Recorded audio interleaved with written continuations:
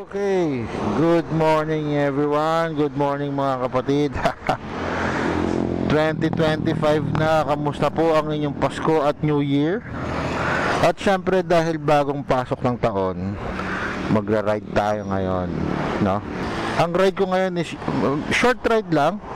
Magra-ride ako papuntang Cabiang kasi napakatagal na nung huling ride ko sa Cabiang.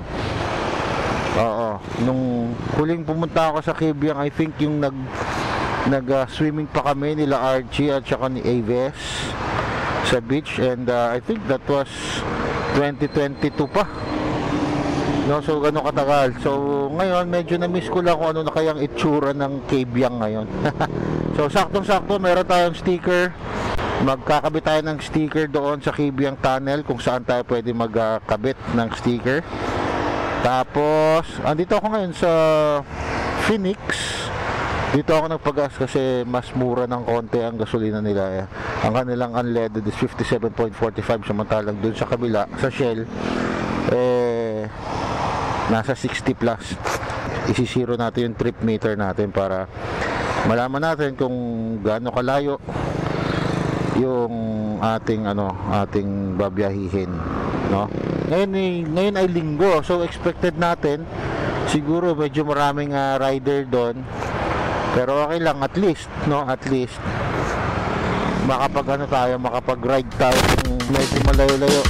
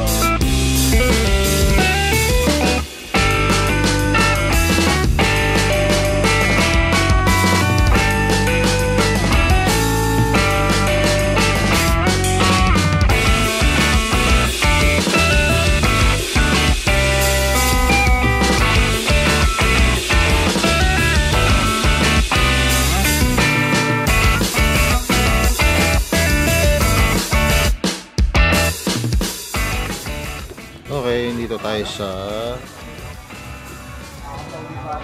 Vida ang Sarap at Saya.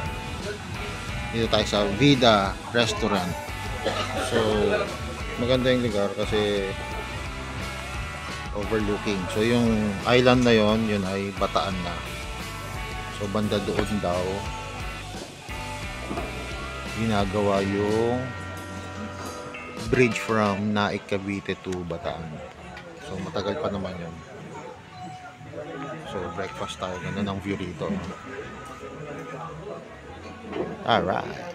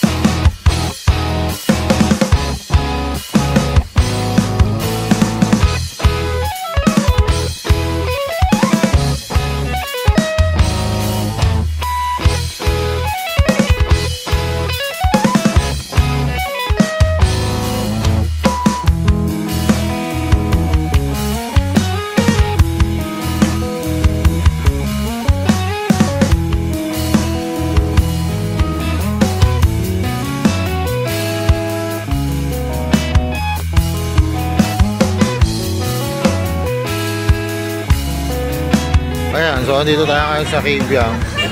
Mga nagpipicture. Ayun, nasa gitna. Gumigit na sila para lang makapagpa-picture. So, syempre, pasagabal sa mga dumadaan. Gigit na sila para lang makapagpa-picture. Ha? Oo. Oh. Thank you. So ito, marami mga sticker dito. Baka pwede tayo magkabit ng sticker.